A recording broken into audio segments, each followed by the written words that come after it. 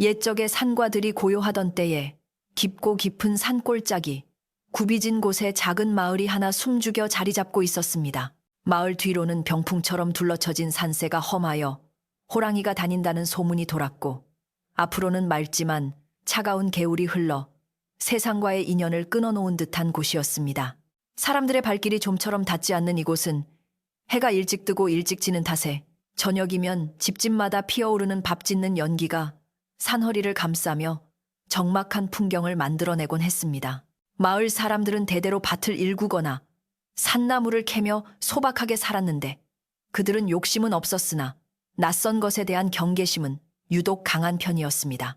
바람이 불면 대나무 숲이 서걱거리는 소리가 온 마을을 휘감았고, 밤이면 부엉이 우는 소리가 아이들의 잠을 깨우던 그런 시절의 이야기입니다.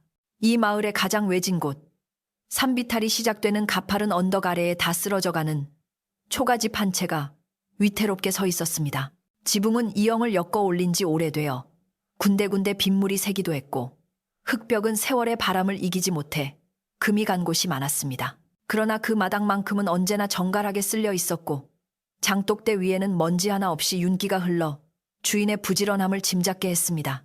이곳에는 앞을 보지 못하는 처녀, 연화가 홀로 살고 있었습니다. 어릴 적 열병을 앓고 난 뒤 세상의 빛을 잃어버린 연화는 부모님마저 일찍 여의고 이 낡은 집에서 홀로 긴 세월을 버텨오고 있었습니다. 마을 사람들은 연화를 봉사댁 딸이라 부르며 혀를 찼지만 정작 그녀에게 따뜻한 밥 한 끼를 내어주는 이는 드물었습니다. 연화는 비록 눈으로는 세상을 볼 수 없었으나 마음의 눈과 귀는 그 누구보다 밝고 맑게 트여 있었습니다. 그녀는 아침에 눈을 뜨면 문틈으로 스며드는 바람의 온도를 느껴 그날의 날씨를 점쳤고, 새들이 지저귀는 소리의 높낮이를 듣고 계절이 바뀌는 것을 알아차렸습니다. 닭이 태를 치기 전부터 일어나 차가운 우물물로 세수를 하고 익숙한 손놀림으로 밥을 지어 올리는 그녀의 일상은 한치의 오차도 없이 흘러갔습니다. 부직갱이 하나, 숟가락 하나 놓인 위치를 정확히 기억하고 있었기에 캄캄한 어둠 속에서도 그녀는 더듬거리거나 넘어지는 법이 없었습니다. 눈이 보이는 사람들보다 더 야무지게 살림을 꾸려나가는 그녀의 모습은 마치 보이지 않는 실로 세상과 연결되어 있는 듯 신비롭기까지 했습니다. 그녀의 하루는 산나무를 다듬거나 집신을 삶는 일로 채워졌는데, 그녀가 만든 집신은 촘촘하고 단단하여 장날에 내다 팔면 금세 동이 나곤 했습니다. 마을 안악들은 연화가 앞을 못 본다는 핑계로 품셈을 깎으려 들기도 했지만 연화는 그저 엷은 미소를 지으며 묵묵히 받아들이곤 했습니다. 그녀에게 중요한 것은 돈을 더 받는 것이 아니라 자신의 손끝에서 만들어진 물건이 누군가의 발을 편안하게 해준다는 사실 그 자체였습니다. 연화의 손끝은 거칠고 투박했지만 그 손길이 닿는 곳마다 온기가 스며들었습니다. 그녀는 가끔 마루에 걸터 앉아 산이 들려주는 이야기를 들으며 언젠가 자신에게도 따뜻한 봄날 같은 인연이 찾아오지 않을까 하는 막연한 기대를 품기도 했습니다. 어느 늦가을, 산골 마을의 공기가 유난히 차갑게 가라앉던 날이었습니다. 아침부터 하늘빛이 심상치 않더니 오후가 되자 먹구름이 산봉우리를 집어삼킬 듯이 몰려오기 시작했습니다. 바람은 평소와 달리 짐승이 울부짖는 듯한 소리를 내며 나뭇가지를 세차게 흔들어댔고, 마른 낙엽들이 회오리치며 마당을 휩쓸고 지나갔습니다. 연화는 집신을 삶던 손을 멈추고 고개를 들어 허공의 냄새를 맡았습니다. 습기를 머금은 흙냄새와 비릿한 바람 냄새가 섞여 코끝을 스쳤습니다. 그것은 단순한 비가 아니라 세상을 한바탕 뒤집어 놓을 듯한 거센 폭풍우가 다가오고 있음을 알리는 신호였습니다. 연화의 가슴 한구석에서 알 수 없는 불안감이 피어올랐습니다. 연화는 서둘러 마당에 널어두었던 빨래를 걷고 장독 뚜껑이 단단히 닫혔는지 하나하나 손으로 만져보며 확인했습니다. 바람이 점점 거세져 살인문이 덜컹거리는 소리가 요란해지자 그녀는 굵은 동아줄을 가져와 문을 단단히 묶었습니다. 눈이 보이지 않기에 청각에 의지해야 하는 그녀에게 바람 소리가 거세진다는 것은 세상의 소리가 지워진다는 것과 같아 더욱 두려운 일이었습니다. 하지만 그녀는 당황하지 않고 침착하게 집안 단속을 해나갔습니다. 낡은 창호지가 찢어지지 않을까 걱정되어 덧문을 걸어 잠그고 부엌 아궁이의 불씨가 꺼지지 않도록 마른 장작을 깊숙이 밀어 넣었습니다. 그녀의 움직임은 빠르면서도 조심스러웠습니다. 해질 무렵이 되자 기어이 굵은 빗방울이 지붕을 때리기 시작했습니다. 처음에는 투둑투둑 소심하게 떨어지던 빗방울은 이내 쏴 하는 거대한 함성처럼 변하여 온 천지를 뒤덮었습니다. 천둥 소리가 산을 울리고 번개가 칠 때마다 낡은 초가집이 부르르 떨리는 듯 했습니다. 연화는 방 한 구석에 웅크리고 앉아 귀를 막았습니다.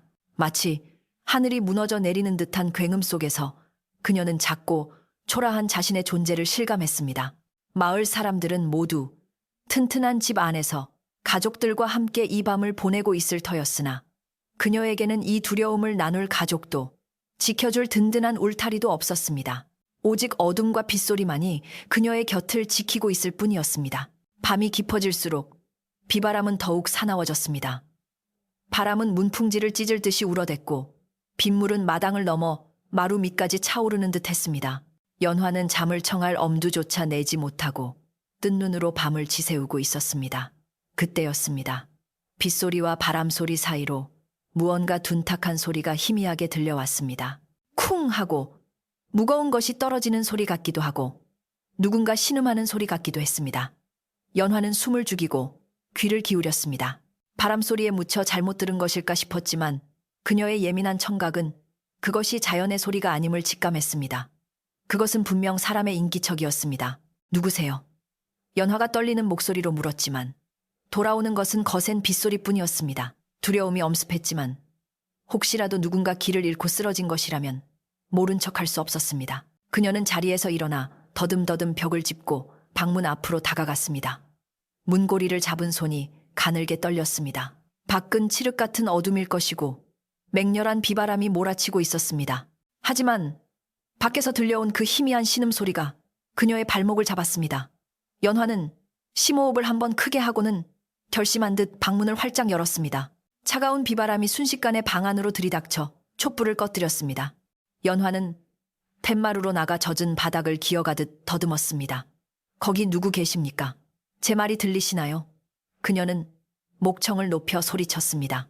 빗소리에 묻혀 자신의 목소리가 들리지 않을까 걱정되었지만 포기하지 않고 살인문 쪽으로 향했습니다.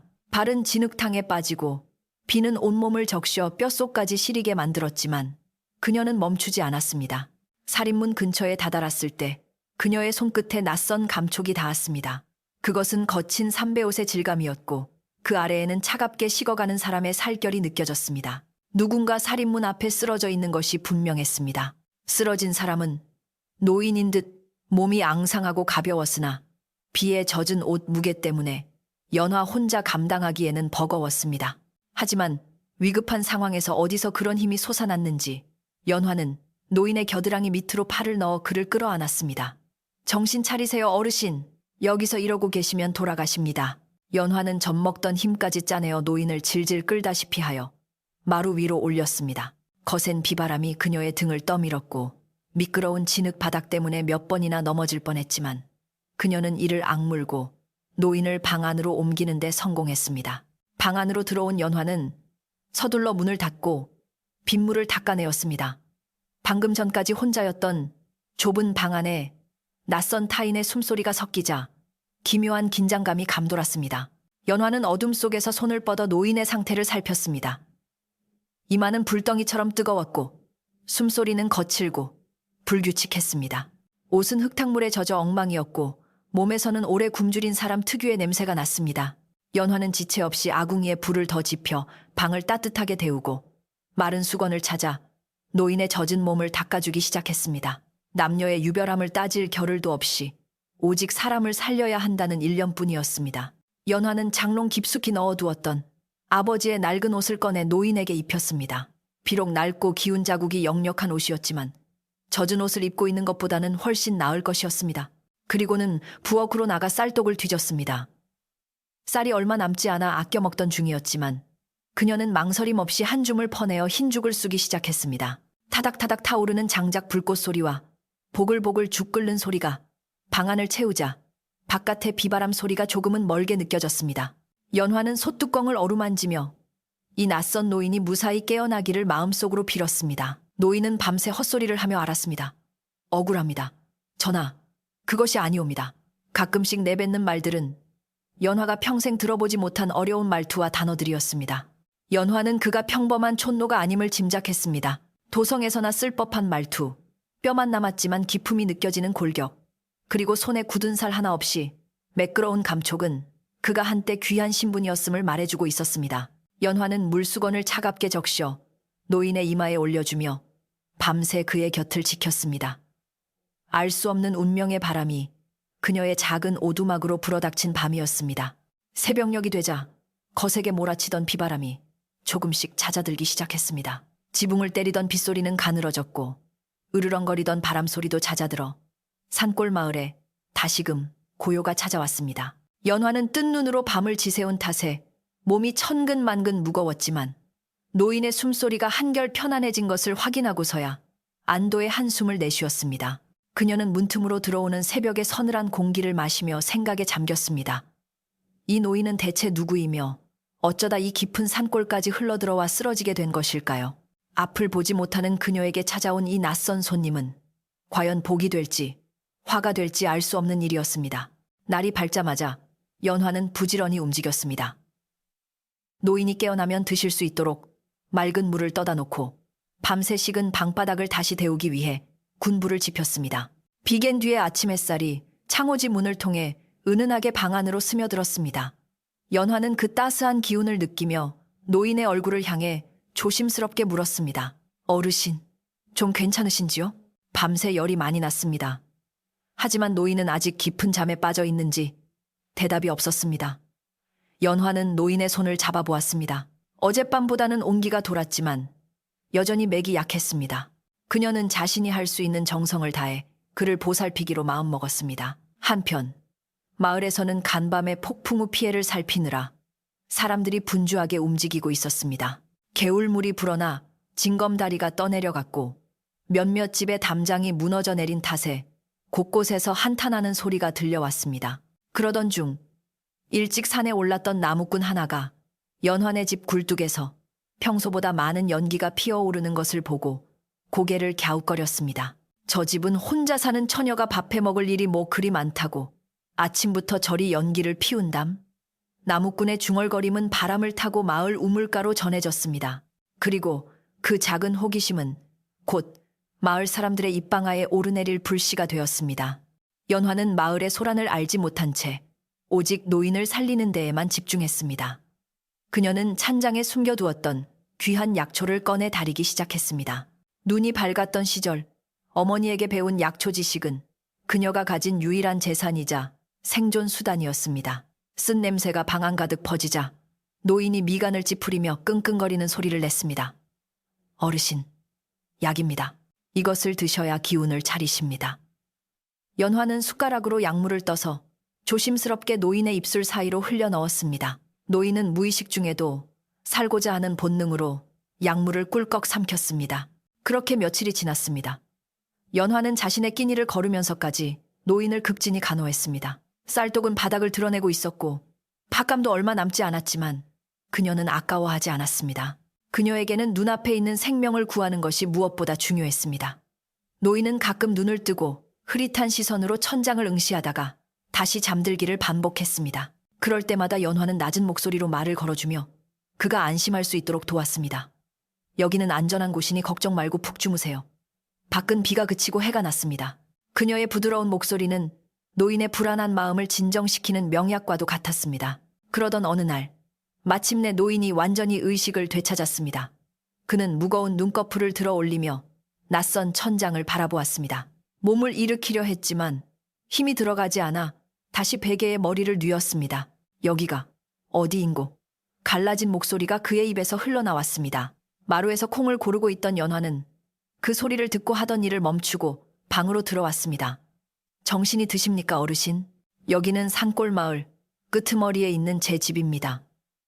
며칠 전 비바람이 몰아치던 밤에 집 앞에 쓰러져 계신 것을 제가 모셨습니다. 연화는 공손하게 대답하며 노인에게 다가갔습니다. 노인은 흐릿한 눈으로 자신에게 다가오는 여인을 바라보았습니다. 초라한 옷차림에 헝클어진 머리, 그러나 그 표정만은 더없이 맑고 평온해 보이는 처녀였습니다. 그리고 이내 그녀가 앞을 보지 못한다는 사실을 알아차렸습니다. 벽을 짚고 다가오는 손길, 허공을 향해 있는 시선이 그것을 말해주고 있었습니다. 노인은 가슴 한구석이 찡해오는 것을 느꼈습니다. 자신은 권력 다툼에 밀려 쫓겨난 신세로 누구 하나 거들떠보지 않는 처지가 되었는데 이 눈먼 처녀만이 자신을 거두어 살려낸 것이었습니다. 고맙네. 내 이 은혜는 잊지 않으리다. 노인의 목소리에 물기가 어렸습니다. 연화는 빙그레 웃으며 고개를 저었습니다. 은혜랄 게 뭐 있겠습니까? 사람 목숨이 달린 일인데 누구라도 그리했을 것입니다. 그저 기운을 차리셔서 다행입니다. 그녀는 따뜻한 물 한 그릇을 노인의 손에 쥐어주었습니다. 노인은 떨리는 손으로 물그릇을 받아들며 연화의 손을 잠시 스쳤습니다. 그때 노인의 눈빛이 순간 날카롭게 빛났습니다. 그는 평생 사람의 얼굴을 보고 운명을 점치는 관상가로 살아왔기에 손끝에 닿는 기운만으로도 상대방의 기운을 읽을 수 있었습니다. 연화의 손은 거칠었지만 그 안에 숨겨진 기운은 예사롭지 않았습니다. 그것은 마치 진흙 속에 묻혀있는 진주와 같은 아직 피어나지 않은 귀한 운명의 기운이었습니다. 노인은 물을 마신 뒤 짐짓 아무렇지 않은 척 연화에게 물었습니다. 처자는 이름이 무엇인고? 그리고 혼자서 이리 사는가? 연화는 쑥스러운 듯 고개를 숙이며 대답했습니다. 이름은 연화라 하옵고 부모님은 일찍 돌아가셔서 혼자 지낸 지 오래되었습니다. 마을 분들이 도와주셔서 근근히 살아가고 있습니다. 노인은 고개를 끄덕였습니다. 그의 머릿속에서는 이미 수많은 궤가 그려지고 있었습니다. 이 처녀의 관상을 제대로 보아야겠다는 생각이 들었지만 아직 기력이 쇠하여 몸을 일으킬 수 없었습니다. 그는 일단 몸을 추스르는 것이 우선이라 생각하고 다시 눈을 감았습니다. 바깥에서는 다시 바람 소리가 들려왔습니다. 하지만 그것은 며칠 전에 사나운 폭풍우가 아니라 겨울을 재촉하는 서늘하지만 맑은 바람이었습니다. 연화는 노인이 다시 잠든 것을 확인하고 조용히 방을 나왔습니다. 마당에 서서 바람을 맞으며 그녀는 생각했습니다. 쌀은 떨어져 가고 겨울은 깊어가는데 식구 하나가 늘었으니 걱정이 이만저만이 아니었습니다. 하지만 그녀는 후회하지 않았습니다. 비록 눈은 보이지 않았지만 그녀는 자신이 옳은 일을 했다는 것을 마음으로 확신하고 있었습니다.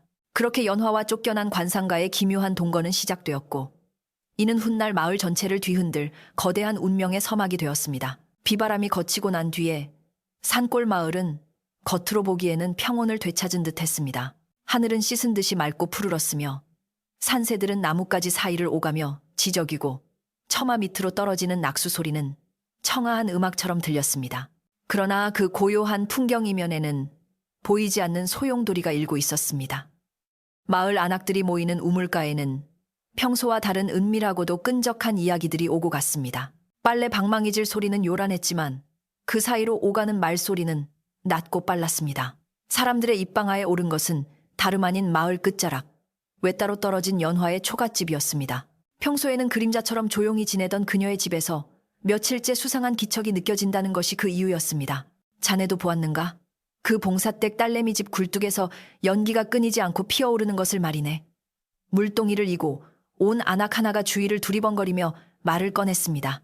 그러자 옆에서 빨래를 하던 다른 안악이 방망이질을 멈추고 맞장구를 쳤습니다. 내 말이 그 말일세. 혼자 사는 처녀가 밥을 해먹으면 얼마나 해먹는다고 하루 종일 아궁이에 불을 뗀단 말인가? 게다가 어제는 그 집 앞을 지나는데 쿨럭거리는 굵은 기침 소리가 들리지 뭔가. 분명 여자의 소리는 아니었네. 그 말의 좌중은 순식간에 술렁거렸습니다. 낯선 남자가 그 집에 들어앉아 있다는 의심은 순박한 산골 마을 사람들에게는 큰 충격이자 흥미로운 얘기거리였습니다. 마을 사람들의 의심은 단순히 호기심에 그치지 않고 점차 불길한 상상으로 번져나갔습니다. 혹여 몹쓸 전염병에 걸려 쫓겨난 사람이 몰래 숨어든 것은 아닌지, 아니면 관아에서 수배를 내린 흉악한 도적이 숨어 있는 것은 아닌지, 온갖 흉흉한 소문들이 꼬리에 꼬리를 물었습니다. 사람들은 연화의 집쪽을 힐끔거리면서도 가까이 가기를 꺼려했고 아이들에게는 절대 그 근처에 얼씬도 하지 말라며 엄포를 놓았습니다. 보이지 않는 벽이 연화의 집을 둘러싸고 점점 높게 쌓여가고 있었지만 정작 방 안에서 병자를 돌보는 연화는 이 사실을 까맣게 모른 채 오직 노인의 회복만을 바라고 있었습니다. 이때 마을에서 소문내기를 좋아하고 남의 일에 참견하기를 즐기는 박첨지가 나섰습니다. 그는 마을의 대소사에 빠짐없이 끼어들어 감 놔라, 배 놔라 하는 성미로 눈치가 없고 목소리가 커서 사람들이 은근히 피하는 인물이었습니다. 박첨지는 우물가에서 주워들을 이야기를 바탕으로 자신의 상상력을 보태어 살을 붙이기 시작했습니다. 이건 보통 일이 아니야. 마을에 애군이 낄 징조라고. 눈먼 계집이 외간 남자를 집안에 들이다니. 이게 말이 되는 소린가? 당장 가서 그 정체가 무엇인지 밝혀내야 해. 그는 곰방대를 탁탁 털며 으름장을 놓았고 사람들의 불안 심리를 부추겼습니다.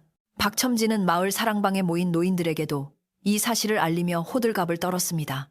어르신들, 큰일 났습니다. 그 봉사댁 집에 귀신이 씌었는지 아니면 도둑놈이 들었는지 밤마다 이상한 소리가 난답니다. 이러다 우리 마을 전체에 화가 미치면 어찌합니까? 제가 가서 따끔하게 혼을 내고 쫓아내야겠습니다. 노인들은 혀를 차며 점잖지 못하다고 나무라기도 했지만 내심 불안한 기색을 감추지 못했습니다. 마을의 안녕을 핑계로 내세운 박첨지의 선동은 점차 힘을 얻었고 그는 마치 자신이 마을을 구하는 영웅이라도 된 양 어깨를 으쓱거리며 연화의 집으로 향할 채비를 했습니다. 해질녘 붉은 노을이 산마루에 걸릴 무렵 박첨지는 뒷짐을 지고 헛기침을 하며 연화의 집 살인문 앞에 당도했습니다. 그는 짐짓 위험 있는 목소리로 소리쳤습니다. 이리 오너라. 안에 아무도 없느냐? 고요하던 마당에 그의 굵은 목소리가 쩌렁쩌렁 울렸습니다. 방 안에서 노인에게 미음을 먹이려던 연화는 갑작스러운 고함에 깜짝 놀라 숟가락을 떨어뜨릴 뻔했습니다. 낯선 사람의 방문이 거의 없는 외딴 집이라 더욱 당황스러웠지만 그녀는 침착하게 방문을 열고 근마루로 나갔습니다. 누구십니까? 어인일로 누추한 곳까지 오셨는지요? 박첨지는 연화의 초라한 행색을 훑어보며 못마땅한 표정을 지었습니다. 나다, 박첨지다. 마을 사람들이 하도 수군거려서 내 직접 확인하러 왔다. 내년 집에 외간 남자가 들어와 있다는 소문이 바다한데 그게 사실이냐? 박첨지의 직설적인 질문에 연화의 얼굴이 하얗게 질렸습니다. 그녀는 떨리는 손을 옷자락 속에 감추며 애써 태연한 척 대답했습니다. 어르신, 오해가 있으신 듯합니다. 비바람이 치던 날, 길 잃은 노인분이 쓰러져 계시기에 잠시 모셨을 뿐입니다.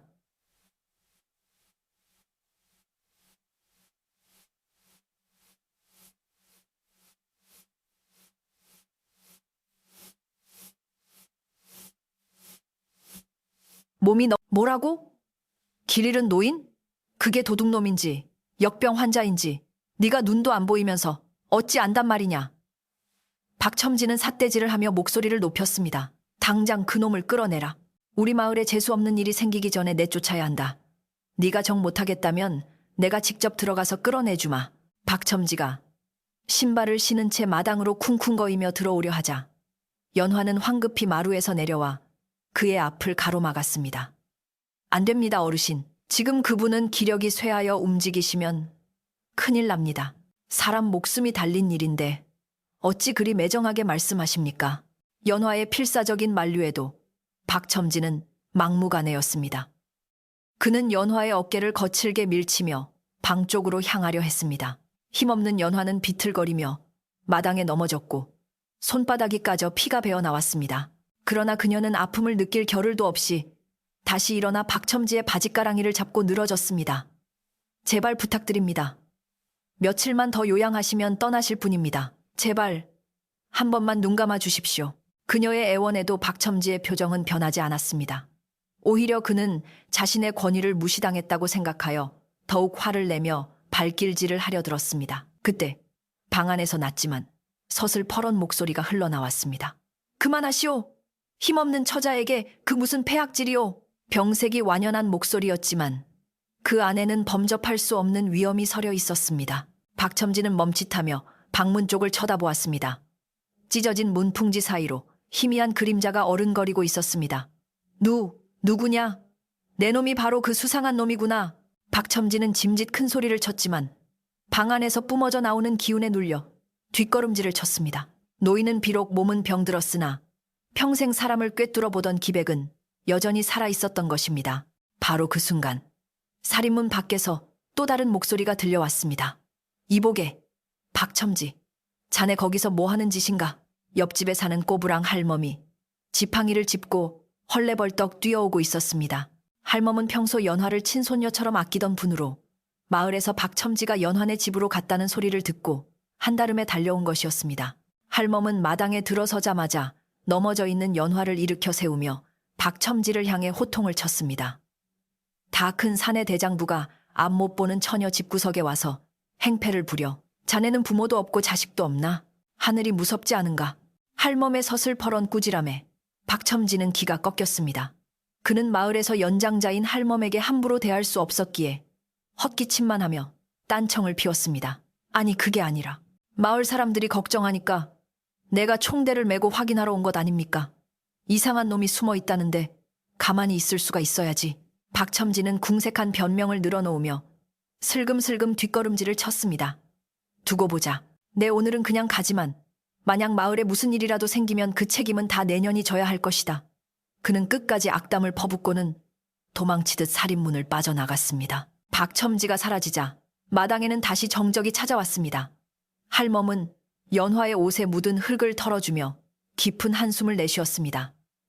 에구, 저 몹쓸 인간, 다친 데는 없느냐. 할멈의 투박한 손길에 연화는 참았던 눈물을 글썽였습니다. 괜찮습니다, 할머니. 죄송해요. 저 때문에 괜히 할머니까지. 연화는 말을 잇지 못하고 고개를 숙였습니다. 할멈은 혀를 차며 연화의 손을 꼭 잡아주었지만 그녀의 표정은 어두웠습니다. 박첨지를 쫓아내긴 했지만 이것이 끝이 아님을 알고 있었기 때문입니다. 할멈은 연화를 마루에 앉히고는 낮은 목소리로 타일렀습니다. 연화야, 내 말 잘 들어라. 내 마음이 고운 건 알지만 세상 인심이 다 내 마음 같지는 않단다. 과부 사정은 호라비가 안다지만 낯선 남자를 집에 들이는 건 보통 일이 아니야. 더군다나 너는 혼자 사는 처녀가 아니냐. 할멈의 목소리에는 걱정과 우려가 가득 담겨 있었습니다. 박첨지 저 인간이 입방정을 떨고 다니면 내일 당장 마을 사람들이 몰려와서 해코지를 할지도 모른다. 저 양반, 몸이 좀 나아지면 얼른 보내는 게 상책이야. 알겠느냐? 연화는 할멈의 말에 아무 대답도 할 수 없었습니다. 할멈의 말이 구구절절 옳다는 것을 알지만 그렇다고 갈 곳 없는 병든 노인을 차가운 길바닥으로 내몰 수는 없는 노릇이었습니다. 그녀는 그저 입술을 깨물며 고개를 끄덕일 뿐이었습니다. 할멈은 품속에서 주먹밥 2덩이를 꺼내 연화의 손에 쥐어주었습니다. 이거라도 먹고 기운 차려라. 쌀떡 빈 거 내가 모를 줄 알고? 에휴, 팔자야. 할멈은 채치에 철을 차며 지팡이를 짚고 돌아갔습니다. 멀어지는 할멈의 발자국 소리를 들으며 연화는 손에 쥔 따뜻한 주먹밥의 온기를 느꼈습니다. 고마움과 죄송함, 그리고 막막함이 뒤섞여 가슴이 먹먹해졌습니다. 할멈이 돌아간 뒤 연화는 다시 방으로 들어왔습니다. 방 안은 무거운 침묵에 잠겨 있었습니다. 노인은 벽에 기대어 힘겹게 앉아 있었습니다. 그는 연화가 들어오는 기척을 느끼고는 면목 없다는 듯 고개를 떨구었습니다. 미안하네. 나 때문에 처자가 곤욕을 치르는구려. 내 몸이 조금만 더 성했더라도 당장 떠났을 것을. 노인의 목소리는 자책으로 떨리고 있었습니다. 그는 자신이 이곳에 머무는 것이 이 착한 처녀에게 얼마나 큰 짐이 되는지 뼈저리게 느끼고 있었습니다. 연화는 서둘러 밝은 목소리로 대답했습니다. 아닙니다, 어르신. 그런 말씀 마세요. 마을 분들이 낯선 것을 경계하여 그러는 것이니 너무 마음 쓰지 않으셔도 됩니다. 박첨지 어른은 원래 목소리만 크지 심성은 나쁜 분이 아닙니다. 그녀는 애써 노인을 위로하려 했지만 그녀의 목소리 끝에도 미세한 떨림이 묻어 있었습니다. 노인은 그런 연화의 마음 씀씀이에 더욱 가슴이 아려왔습니다. 그는 보이지 않는 눈으로 세상을 보는 이 처녀가 보이는 눈을 가지고도 세상을 보지 못하는 자신보다 훨씬 낫다고 생각했습니다. 그날 이후 마을의 분위기는 급격히 냉랭해졌습니다. 연화가 만든 집신을 사주던 장터의 상인들도 고개를 돌렸고 나무를 캐러 산에 가다가 마주치는 마을 사람들도 그녀를 본체 만체했습니다. 심지어 우물가에 물을 기르러 가면 슬그머니 자리를 피하거나 등 뒤에서 수군거리는 소리가 들려왔습니다. 저 집 물은 먹기도 싫어. 무슨 병균이 묻어 있을지 알아? 잔인한 말들이 비수처럼 날아와 연화의 가슴에 박혔습니다. 마을이라는 작은 세상에서 철저히 고립되어 가는 것은 굶주림보다 더 무섭고 서러운 형벌이었습니다. 집안의 쌀은 완전히 떨어졌고 할멈이 주고 간 주먹밥도 다 먹어버린 지 오래였습니다. 연화는 산에 올라가 분불이나 나무 껍질을 벗겨와 죽을 쑤었습니다. 쓴맛이 나는 멀건 죽이었지만 그녀는 그것마저도 노인에게 먼저 권했습니다. 어르신, 오늘은 죗죽입니다. 입맛에 맞으실지 모르겠습니다. 노인은 그 묽은 죽을 받아들며 눈시울을 붉혔습니다. 자신을 살리기 위해 자신의 모든 것을 희생하고 있는 이 처녀를 보며 그는 결심을 굳혀가고 있었습니다. 더 이상 이곳에 머물며 민폐를 끼칠 수는 없었습니다. 어느 날 밤, 달빛이 창호지 문을 뚫고 방 안을 은은하게 비추고 있었습니다. 노인은 잠든 척하고 있었지만 사실은 뜬 눈으로 밤을 지새우며 깊은 생각에 잠겨 있었습니다. 그는 조용히 몸을 일으켜 앉아 달빛 아래 잠든 연화의 얼굴을 자세히 들여다보았습니다. 처음 만났을 때부터 느꼈던 비범한 기운, 그리고 며칠간 지켜보며 확인한 그녀의 맑은 심성. 노인은 자신의 관상가로서의 마지막 능력을 발휘하여 그녀의 얼굴을 뜯어보았습니다. 이마의 굴곡, 코의 흐름, 그리고 감겨진 눈매와 입술선까지. 노인의 눈이 놀라움으로 커졌습니다. 어둠 속에서도 빛나는 서기뢰 이가 그녀의 얼굴을 감싸고 있었습니다. 비록 지금은 초라한 초가집에서 가난과 멸시에 시달리고 있지만 그녀의 관상은 장차 만인을 품고 대가를 이룰 귀부인, 귀후렌의 상이었습니다. 특히 그녀의 귀 뒤에 숨겨진 뼈의 형상은 거대한 재물과 덕을 동시에 누릴 운명을 가리키고 있었습니다. 이럴 수가. 이토록 귀한 상을 가진 이가 어찌 이런 산골에 묻혀 있었단 말인가. 노인은 나지막이 감탄을 토해냈습니다. 이것은 하늘이 자신을 이곳으로 이끈 이유일지도 모른다는 생각이 들었습니다. 억울하게 쫓겨나 죽음의 문턱까지 갔던 자신을 살려준 이 처녀에게 자신이 해줄 수 있는 유일한 보답은 바로 이 운명을 일깨워주는 것뿐이었습니다. 하지만 당장 내일이라도 들이닥칠지 모르는 마을 사람들의 위협이 문제였습니다. 노인은 깊은 숨을 내쉬며 자신의 품속에 고이 간직해온 낡은 주머니를 만지작거렸습니다. 그 안에는 그가 평생을 바쳐 연구한 관상에 대한 비급과 그가 도성에서 쫓겨날 때 챙긴 마지막 증표가 들어있었습니다. 밤바람이 밖에서 스산하게 울었습니다. 마치 내일 닥쳐올 시련을 예고하는 듯 했습니다. 연화는 꿈속에서도 무엇이 그리 걱정되는지 앓는 소리를 내며 뒤척였습니다. 노인은 덮고 있던 낡은 이불을 끌어올려 연화의 어깨를 덮어주었습니다. 부디 좋은 꿈 꾸시게. 내일이 오면 자네의 운명을 바꿔줄 말을 전하리다. 노인은 다짐하듯 속삭였습니다. 폭풍우가 지나간 자리에 다시 먹구름이 몰려오고 있었지만 그 구름 뒤에는 찬란한 태양이 기다리고 있음을 노인은 알고 있었습니다. 이제 곧 감춰졌던 진실이 드러나고 연화의 진짜 이야기가 시작될 참이었습니다. 밤새 뒤척이던 바람이 잦아들고 마을에 다시 아침이 밝아왔습니다. 하지만 그날의 아침 공기는 여느 때와 달리 무겁고 날카로웠습니다. 안개가 채 거치지 않은 마을. 어귀 느티나무 아래에는 이른 아침부터 사람들이 하나둘 모여들기 시작했습니다. 간밤에 박첨지가 집집마다 돌아다니며 뿌려놓은 불신의 씨앗이 싹을 틔운 탓이었습니다. 사람들의 표정에는 호기심과 두려움, 그리고 알 수 없는 적개심이 뒤섞여 있었습니다. 그들은 낮은 목소리로 수군거리며 연화의 집쪽을 힐끔거렸는데 그 눈빛들이 모여 만들어낸 기운은 마치 폭풍전야의 먹구름처럼 음산하게 마을을 짓누르고 있었습니다. 박첨지는 사람들 사이를 오가며 목소리를 높이고 있었습니다. 내 말이 틀린가 보게나. 밤새 그 집 주위에서 부엉이가 울어대지 않았나. 이건 분명 마을에 좋지 않은 일이 생길 징조야. 그는 지난밤에 수모를 갚으려는 듯 더욱 과장된 몸짓으로 사람들을 선동했습니다. 순박한 마을 사람들은 부엉이 울음소리가 산골 마을에서 흔한 일임에도 불구하고 박첨지의 말에 동요되어 고개를 끄덕였습니다. 그렇지 않아도 며칠 전부터 우리 집 소가 여물을 잘 안 먹더라고. 혹시 그 부정탄 기운 때문이 아닐까? 누군가 거들자 불안감은 걷잡을 수 없이 퍼져나가 사실이 아닌 것들도 진실인 양 둔갑하기 시작했습니다. 마을의 소란스러운 기운은 바람을 타고 연화의 집까지 전해졌습니다.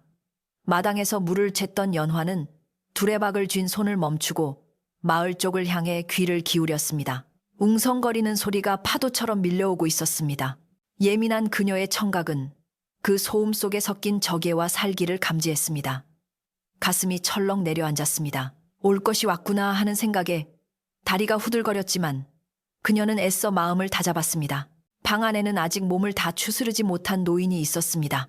그녀는 자신이 무너지면 노인의 목숨 또한 위태로워질 것임을 알기에 입술을 굳게 깨물며 두레박을 끌어올렸습니다. 그 시각 방 안에 있던 노인은 이미 자리에서 일어나 앉아 있었습니다. 그는 벽에 등을 기댄 채 눈을 감고 바깥의 동정을 살피고 있었습니다. 평생 권력의 중심에서 수많은 암투와 모략을 겪어온 그였기에 밖에서 들려오는 소리의 의미를 누구보다 잘 알고 있었습니다. 그것은 배척과 축출의 소리였습니다. 노인은 씁쓸한 미소를 지었습니다. 도성에서 쫓겨나 이 산골까지 흘러들었는데 여기서도 또다시 쫓겨날 운명이라니 기가 찰 노릇이었습니다. 하지만 이번에는 혼자가 아니었습니다. 자신의 곁에는 생면부지의 늙은이를 살리기 위해 모든 것을 바친 착한 처녀가 있었습니다. 노인은 결심을 굳힌 듯 단정한 자세로 앉아 연화를 불렀습니다. 연화 아가씨, 잠시 방으로 들어오시게. 노인의 목소리는 전과 달리 맑고 힘이 실려 있었습니다. 물을 탔던 연화는 서둘러 손을 닦고 방으로 들어갔습니다. 어르신, 일어나셨습니까? 아직 무리하시면 안 되는데. 걱정스러운 연화의 말에 노인은 부드럽게 고개를 저으며 그녀를 가까이 앉게 했습니다. 내 몸은 이제 많이 좋아졌네. 다 자네 덕분이야. 하지만 내 이제 떠날 때가 된 것 같아. 자네에게 긴히 할 말이 있어 불렀네. 떠나시다니요. 아직 걸음도 제대로 못 대시면서 어디를 가신단 말입니까? 연화가 놀라 되물었지만 노인의 표정은 단호했습니다. 마을 사람들의 기세가 심상치 않아. 내가 더 머물면 자네에게까지 화가 미칠 걸세. 허나 떠나기 전에 내 자네에게 꼭 갚아야 할 빚이 있네. 노인은 연화의 손을 자신의 양손으로 감싸 쥐었습니다. 거칠고 투박한 손이었지만 그 안에 담긴 온기는 세상 그 무엇보다 따뜻했습니다. 자네는 내가 그저 길 잃은 늙은이로 보이겠지만 나는 사람의 얼굴을 보고 하늘의 뜻을 읽는 관상가라네. 연화는 깜짝 놀라 입을 다물지 못했습니다. 관상가라니, 이야기책에서나 듣던 신비한 존재가 자신의 앞에 있다는 것이 믿기지 않았습니다. 노인은 말을 이었습니다. 내가 며칠간 자네를 지켜보며 자네의 상을 자세히 뜯어보았네. 자네는 비록 지금은 초가삼간에서 고생하고 있으나 타고난 기운이 범상치 않아. 자네의 이마는 하늘의 복을 담을 그릇이요. 자네의 목소리는 사람을 다스릴 울림이 있네. 노인은 잠시 숨을 고르더니 가장 중요한 비밀을 털어놓듯 목소리를 낮췄습니다. 무엇보다 자네의 손과 귀 뒤에 있는 뼈, 옥침골이 솟아있으니 이는 장차 나라 안에서 손꼽히는 거부의 안주인이 될 귀한 상이라네. 연화는 도무지 믿을 수 없다는 듯 고개를 저었습니다. 어르신, 당치도 않습니다. 저는 앞도 보지 못하는 봉사인데다 가진 것 없는 천한 처녀일 뿐입니다. 어찌 그런 과분한 말씀을 하십니까? 저를 위로하시려고 하시는 말씀이라면 거두어 주십시오. 연화의 목소리는 떨리고 있었습니다. 평생을 어둠 속에서 멸시받으며 살아온 그녀에게 귀부인이라는 말은 너무나 먼 세상의 이야기처럼 들렸습니다. 그것은 희망이라기보다는 차라리 고통스러운 농담처럼 느껴졌습니다. 하지만 노인은 물러서지 않았습니다. 그는 연화의 어깨를 단단히 잡으며 엄숙하게 말했습니다. 운명은 눈에 보이는 것이 다가 아니야. 눈먼 새도 둥지를 틀고 겨울나무도 봄이 오면 꽃을 피우는 법. 자네의 눈이 먼 것은 세상의 더러운 꼴을 보지 말고 마음의 눈을 키우라는 하늘의 뜻일세. 노인의 목소리에는 거부할 수 없는 힘이 실려 있어 연화의 가슴을 울렸습니다. 잘 듣게. 오늘 내가 떠나고 나면 며칠 안에 큰 비바람 대신 귀한 손님이 찾아올 걸세. 고개 너머에 사는 김대감댁에서 사람을 보낼 것이야. 김대감댁이라니요? 그 으리으리한 부잣댁에서 저 같은 것을 찾을 리가 있겠습니까? 연화가 반문하자 노인은 빙그레 웃으며 대답했습니다. 그 댁 대감이 며느리감을 구하지 못해 애를 태우고 있지.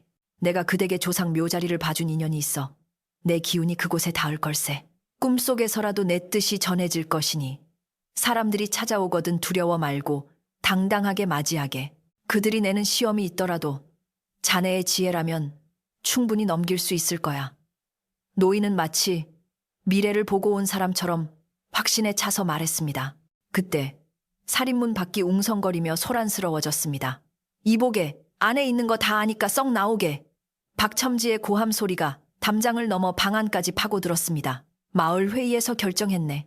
정체 모를 외지인을 더 이상 마을에 둘 수 없으니 당장 내보내게.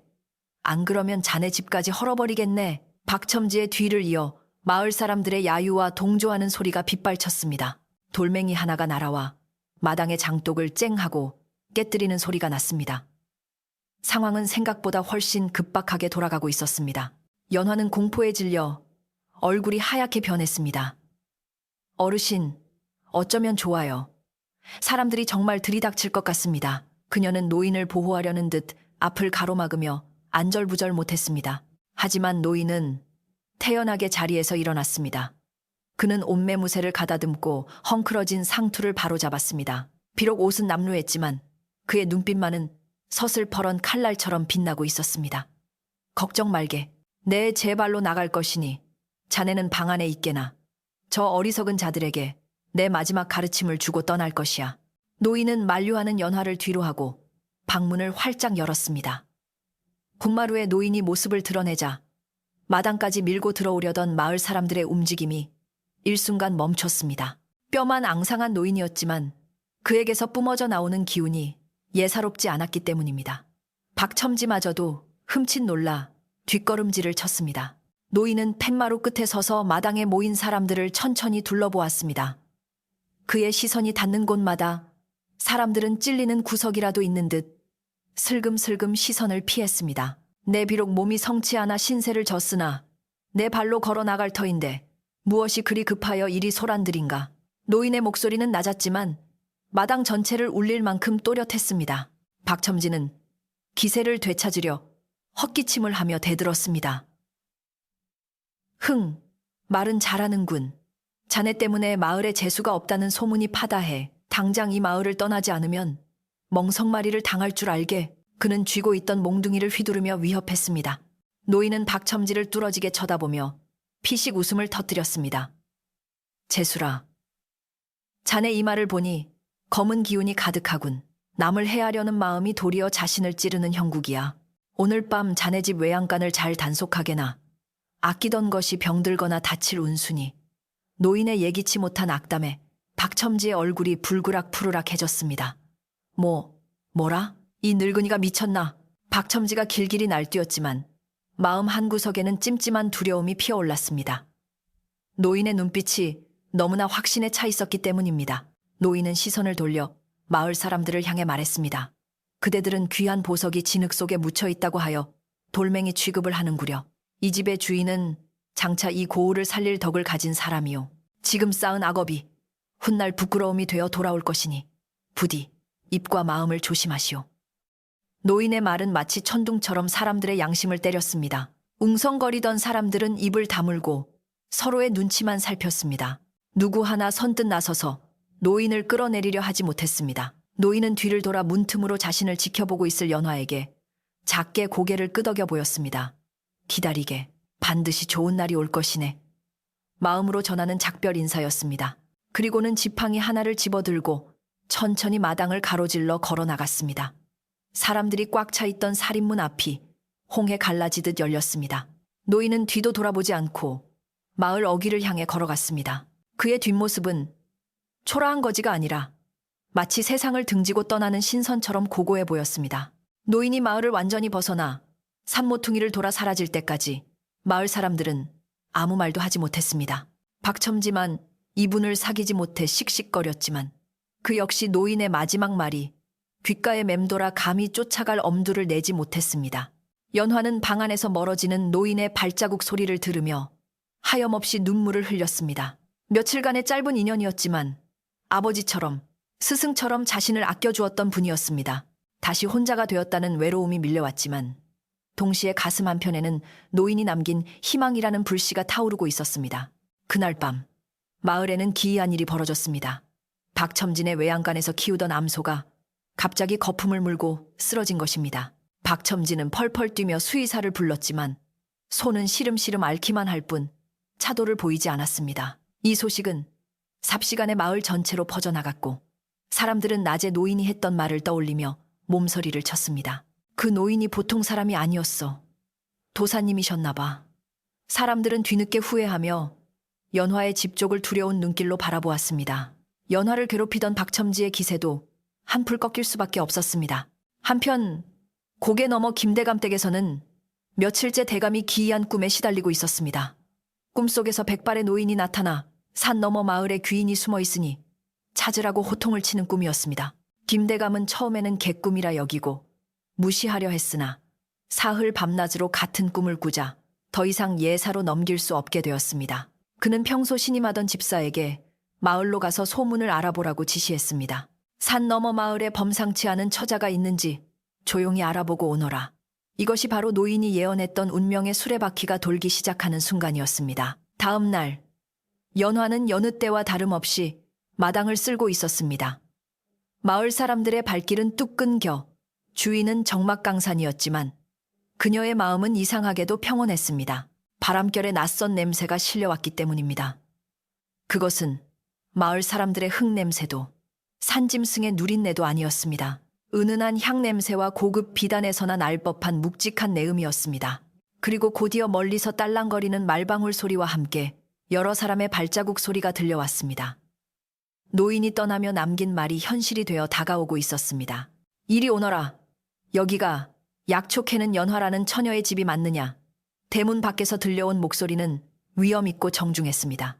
연화는 빗자루를 내려놓고 떨리는 손을 가슴에 얹었습니다. 비바람이 거치면 가마가 멈출 것이다. 노인의 예언이 토시 하나 틀리지 않고 이루어지고 있었습니다. 연화는 심호흡을 깊게 하고 살인문을 향해 걸어 나갔습니다.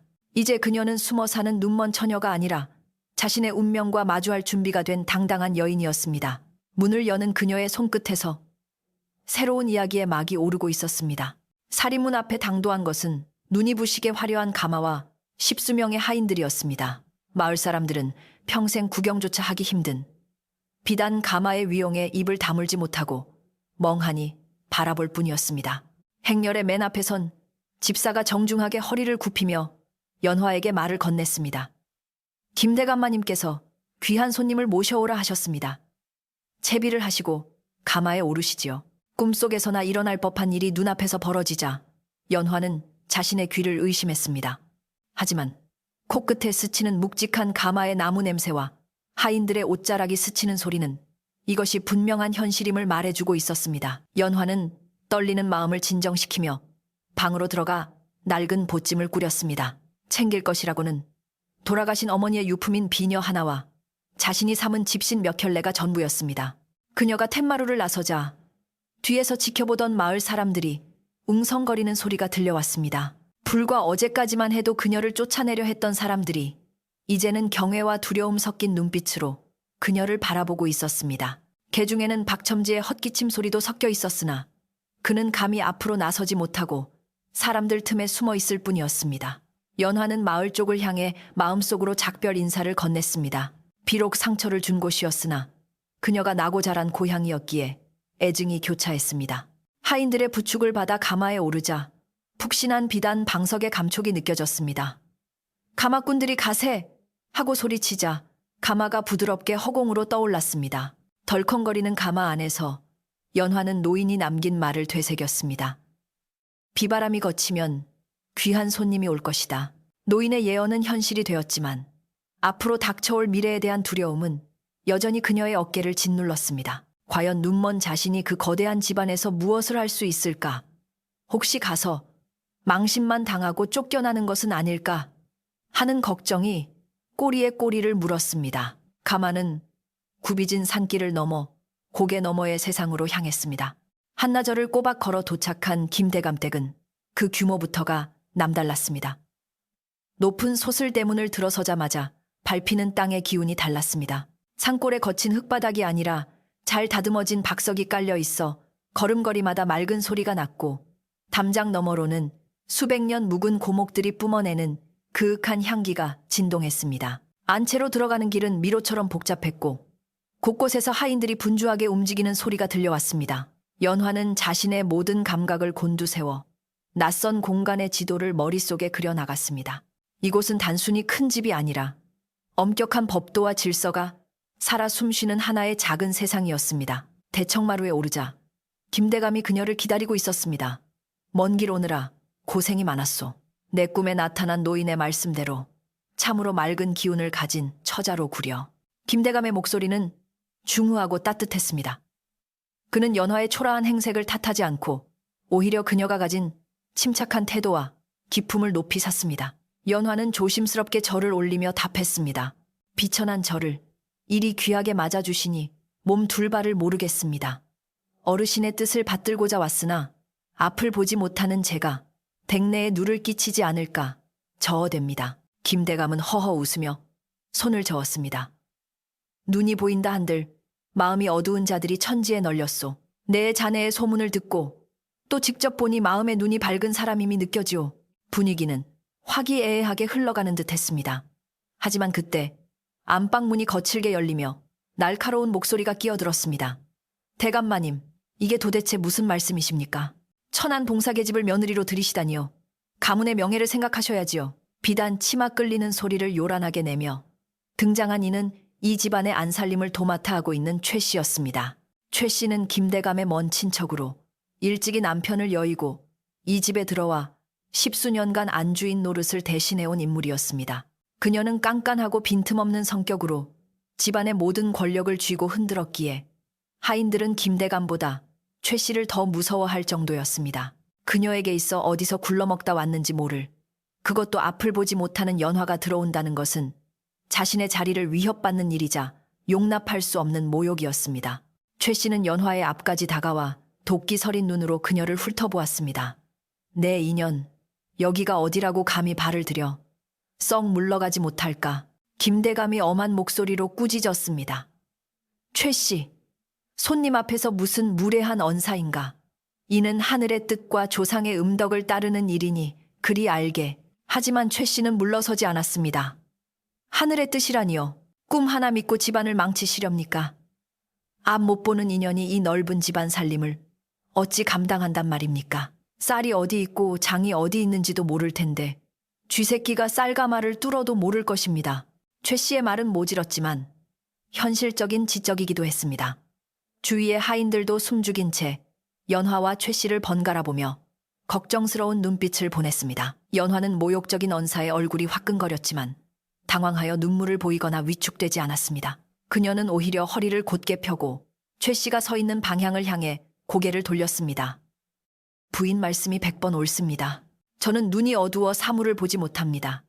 허나 집안을 지키는 것은 눈이 아니라 마음과 정성이라 배웠습니다. 기회를 주신다면 제 부족함이 집안에 해가 되지 않음을 증명해 보이고 싶습니다. 연화의 차분하고 당당한 대꾸에 최 씨는 말문이 막힌 듯 잠시 멈칫했습니다. 그러나 이내 콧방귀를 뀌며 비웃었습니다. 증명이라? 좋다. 네가 정 그렇다면 내 시험을 하나 하마. 이를 통과하지 못하면 제 발로 나가는 것이다. 김대감도 최 씨의 고집을 꺾을 수 없음을 알고 또한 연화가 집안 사람들의 인정을 받기 위해서는 거쳐야 할 과정이라 생각하여 묵묵히 고개를 끄덕였습니다. 최 씨는 회심의 미소를 지으며 하인들에게 무언가를 가져오라 지시했습니다. 잠시 후 앞마당에는 수십 개의 항아리 뚜껑이 열리는 소리가 요란하게 났습니다. 최 씨가 의기양양하게 말했습니다. 이 집안의 살림은 장맛에서 시작된다.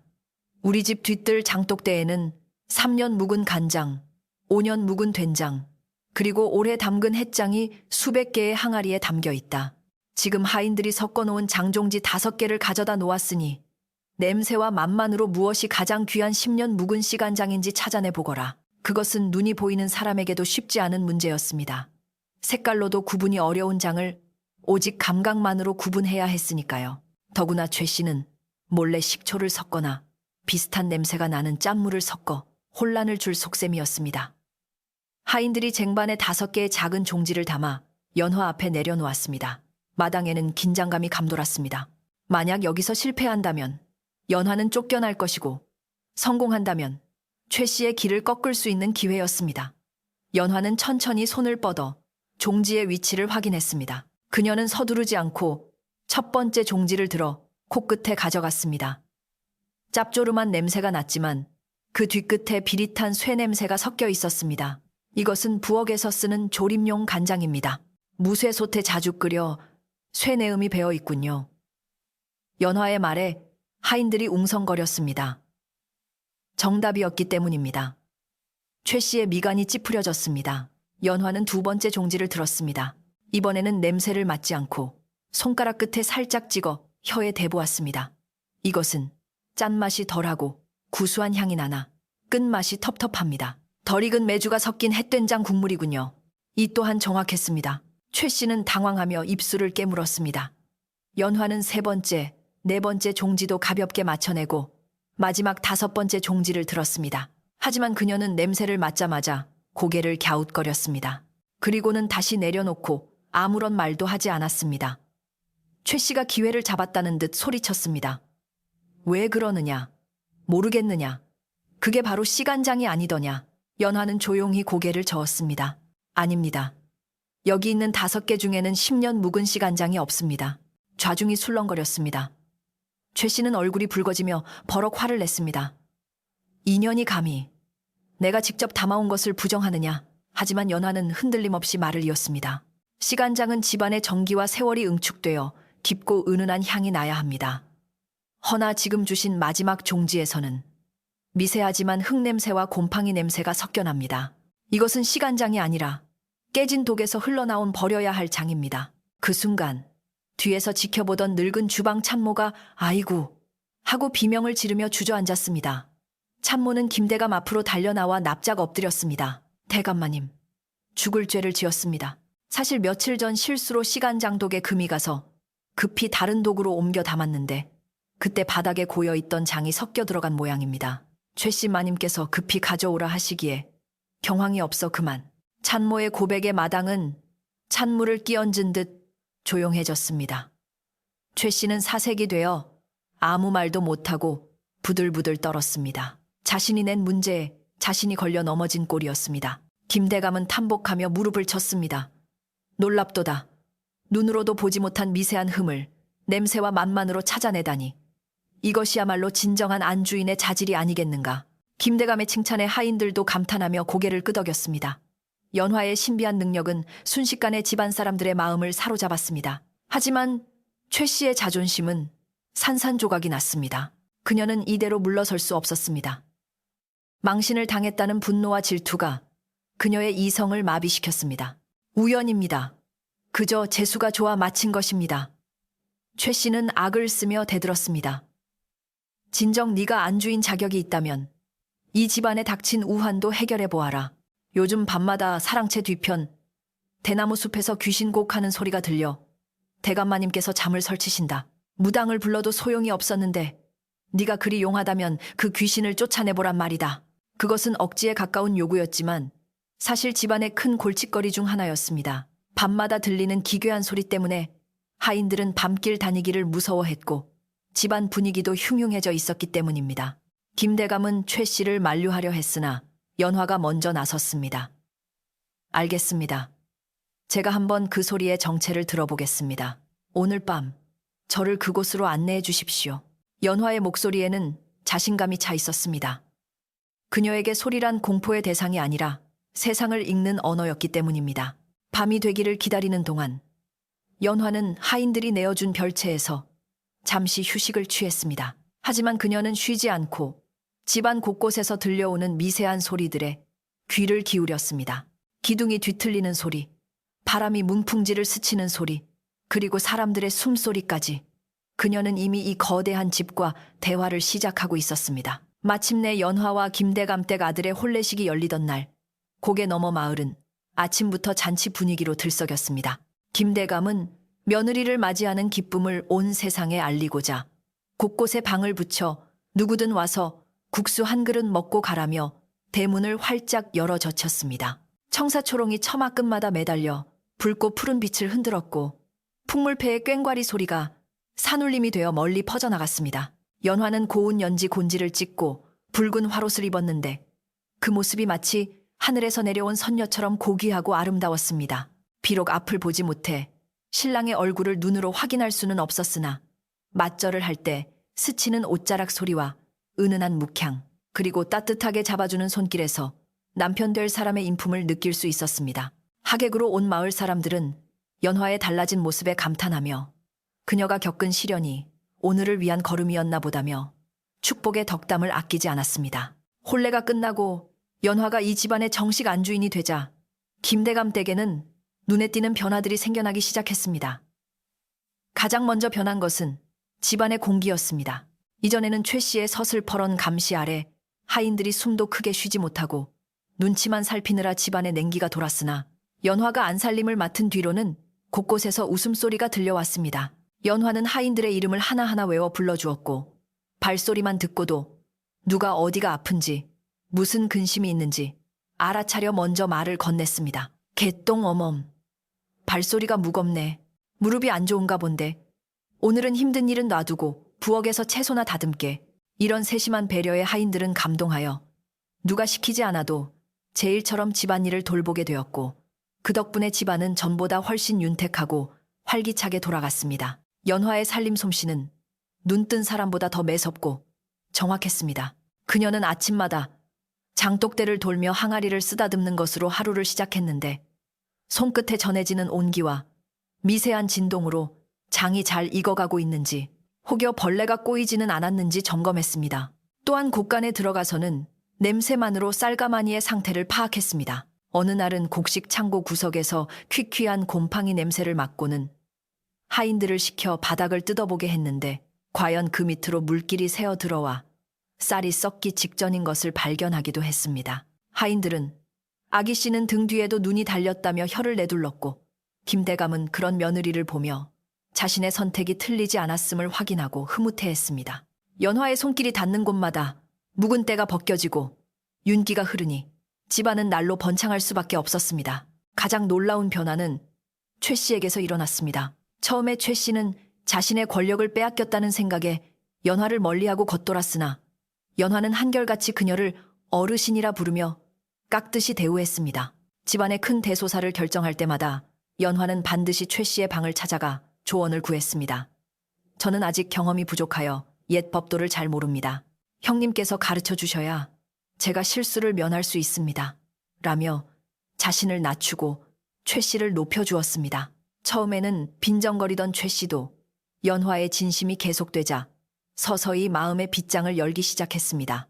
그녀는 연화가 보지 못하는 색감이나 모양새를 챙겨주며 점차 연화의 눈이 되어주었고 연화는 최 씨의 외로운 마음을 어루만져주는 딸 같은 존재가 되었습니다.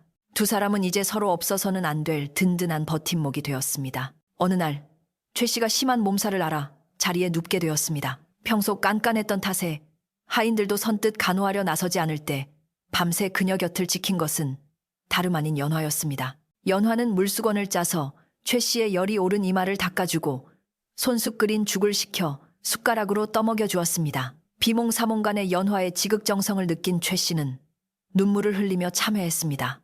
내 전생에 무슨 덕을 쌓았다고 자네 같은 사람을 며느리로 맞았는지 모르겠네.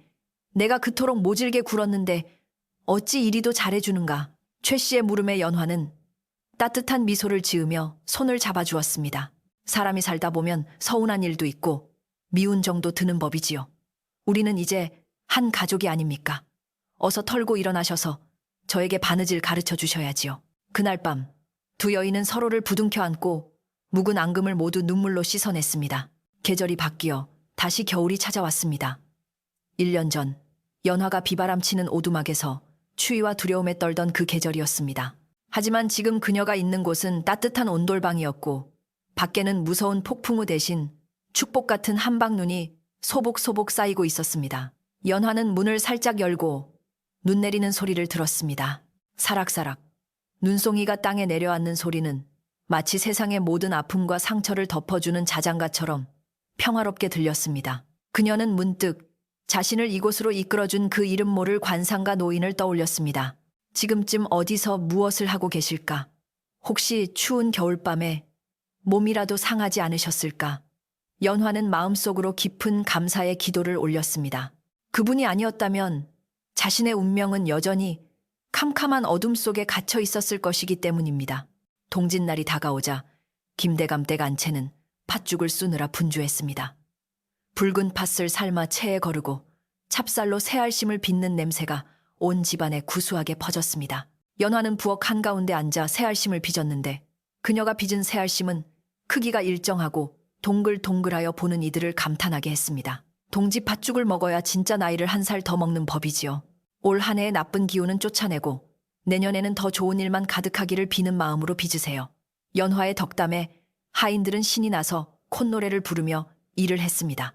부엌은 단순히 음식을 만드는 곳이 아니라 집안 사람들의 마음이 하나로 모이는 화합의 장이었습니다. 솥단지 안에서 보글보글 끓어오르는 팥죽처럼 이 집안의 행복도 따끈하게 무르익어가고 있었습니다. 저녁이 되자 온 가족이 사랑채에 모여 앉아 팥죽을 나누어 먹었습니다. 김 대감을 비롯하여 남편, 최 씨, 그리고 연화까지 한 상에 둘러앉은 모습은 더할 나위 없이 단란해 보였습니다. 김 대감은 숟가락을 들기 전에 흐뭇한 표정으로 가족들을 둘러보며 말했습니다. 내가 평생 모은 재산보다 지금 이 밥상머리에 앉아있는 너희들이 내게는 더 큰 보물이다. 특히 며느리가 들어온 뒤로 집안에 웃음꽃이 지지 않으니 이는 조상님이 내린 큰 복이 아닐 수 없다. 김대감의 칭찬에 연화의 남편은 아내의 손을 꼭 잡으며 애정어린 눈빛을 보냈고 최 씨 역시 고개를 끄덕이며 동의했습니다. 밖에서는 찬바람이 불었지만 방 안은 훈훈한 온기와 사랑으로 가득 차 있었습니다. 연화는 팥죽 한 그릇을 비우고 나서 조용히 입을 열었습니다. 아버님, 그리고 형님, 제가 한 가지 청이 있습니다. 오늘 팥죽을 넉넉히 하여 마을의 독거노인들과 가난한 이웃들에게도 나누어 주었으면 합니다. 제가 그 추위와 배고픔을 알기에 따뜻한 죽 한 그릇이 얼마나 큰 위로가 되는지 잘 압니다. 연화의 말에 김대감은 무릎을 탁 치며 기뻐했습니다. 그렇고 말고 가진 것을 나누어야 그 복이 배가 되어 돌아오는 법이지. 당장 하인들을 시켜 마을 구석구석 돌리도록 하여라. 그날 밤 김대감 댁 대문 밖으로는 김이 모락모락 나는 팥죽 그릇들이 줄지어 나갔고 마을 사람들은 연화의 따뜻한 마음씨에 다시 한번 감복하며 눈시울을 붉혔습니다. 세월은 유수와 같이 흘러 어느덧 몇 해가 지났습니다. 연화는 건강한 아들을 낳았고 집안은 더욱 번성하여 창고에는 곡식이 썩어날 정도로 풍요로워졌습니다. 하지만 연화는 초심을 잃지 않고 언제나 검소하고 겸손한 자세로 집안을 다스렸습니다. 그녀는 아이를 안고 마루에 앉아 옛날 이야기를 들려주곤 했는데 그 이야기 속에는 빗속에 쓰러진 노인을 구한 눈먼 처녀의 이야기도 섞여 있었습니다. 아이는 어머니의 눈을 만지며 물었습니다. 어머니는 앞이 안 보이는데 어떻게 다 아세요? 그러면 연화는 아이를 품에 안고 부드럽게 대답했습니다. 눈으로 보는 것은 껍데기일 뿐이란다. 진실은 마음으로 보아야 더 잘 보이는 법이지. 너도 나중에 커서 세상을 볼 때 눈보다는 마음을 먼저 쓰는 사람이 되거라. 어느 맑은 날 낯선 스님 한 분이 김대감 댁을 찾아왔습니다. 스님은 시주를 받으러 온 것이 아니라 연화에게 전할 물건이 있다며 작은 주머니 하나를 건넸습니다. 오래전 산속에서 댁의 안주인에게 큰 은혜를 입은 분이 계셨습니다. 그분께서 세상을 떠나시기 전에 이 물건을 꼭 전해달라 하셨습니다. 연화가 떨리는 손으로 주머니를 열어보니 그 안에는 맑은 옥으로 만든 놀이개와 낡은 서찰이 들어있었습니다. 서찰에는 삐뚤빼뚤하지만 힘있는 글씨로 마음의 눈으로 세상을 밝히는 등불이 되게라는 글귀가 적혀 있었습니다. 연화는 그것이 그 관상가 노인의 유품임을 직감하고 하염없이 눈물을 흘렸습니다. 노인은 마지막까지 그녀를 잊지 않고 축복을 빌어준 것이었습니다. 연화는 그 옥 놀이개를 평생 가슴에 품고 지녔습니다. 그것은 단순한 장신구가 아니라 자신의 운명을 바꿔준 인연의 증표이자 올바르게 살아가라는 스승의 가르침이었습니다. 마을 사람들은 김대감 댁을 지나갈 때마다 그 집에서 뿜어져 나오는 온화한 기운에 발걸음을 멈추곤 했습니다. 그리고 아이들에게 말해주었습니다. 저 집에는 하늘이 내린 귀한 분이 살고 계신단다. 눈은 멀었으나 세상 그 누구보다 밝은 눈을 가진 분이지. 연화의 이야기는 입에서 입으로 전해져 산골 마을의 전설이 되었고 고된 삶에 지친 사람들에게 희망의 등불이 되었습니다. 어느 늦은 밤 모든 일과를 마치고 연화는 남편과 함께 툇마루에 나란히 앉았습니다. 밤하늘에는 별들이 보석처럼 빛나고 있었고 뜰 앞의 매화나무에서는 은은한 꽃향기가 바람을 타고 날아왔습니다. 남편이 연화의 어깨를 감싸주며 물었습니다. 부인, 당신은 이 아름다운 별과 꽃을 보지 못해 아쉽지 않소? 연화는 남편의 어깨에 머리를 기대며 평온한 얼굴로 대답했습니다. 아니요, 서방님. 저는 이미 다 보고 있습니다. 당신의 따뜻한 손길에서 별빛을 느끼고 이 바람결에서 꽃이 피는 소리를 듣습니다. 제 세상은 눈으로 보는 것보다 훨씬 더 아름답고 찬란하답니다. 바람이 대나무 숲을 지나며 맑은 소리를 냈습니다. 그것은 예전처럼 귀신 곡하는 소리가 아니라 평온한 일상을 축복하는 자연의 연주였습니다. 연화는 눈을 감고 그 소리를 들으며 깊은 평화 속에 잠겼습니다. 비바람이 몰아치던 밤, 두려움에 떨며 문을 열었던 그 용기가 오늘 이토록 따뜻한 밤을 만들어낸 것입니다. 인생의 험한 고개도, 앞이 보이지 않는 막막함도, 착한 마음과 진실된 용기 앞에서는 한낱 지나가는 바람일 뿐이었습니다. 김대감댁의 불빛은 밤이 깊도록 꺼지지 않았고 그 온기는 산 너머 멀리까지 퍼져나가 세상의 추운 곳을 녹여주었습니다. 이제 이야기가 끝을 맺을 시간입니다. 눈먼 처녀 연화가 비바람 속에서 피워올린 운명의 꽃은 오래오래 시들지 않고 그 향기를 세상에 전했답니다. 창밖의 바람 소리가 자장가처럼 들리는 이 밤, 당신의 마음속에도 연화가 가졌던 그 따뜻한 마음의 눈이 하나쯤 뜨이기를 바랍니다. 세상의 소란스러움은 잠시 잊으시고 오늘 밤은 부디 걱정 없이 편안하고 깊은 잠에 드시길 바랍니다.